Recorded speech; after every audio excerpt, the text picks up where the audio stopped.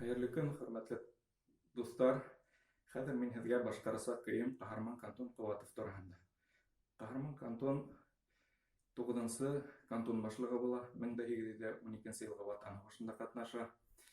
Заманның бик алдынғы ҡарашлы, бик ҡыйыу кешеһе була.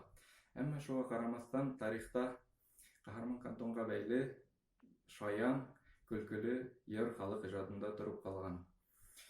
Кантондар системаһы бөтөрөлгәс, Ҡаһарман кантон һаман үҙен кантон итеп хис итеп, ҡылысын тағып, маһайып йөрөгән тип йырлана был йырҙа.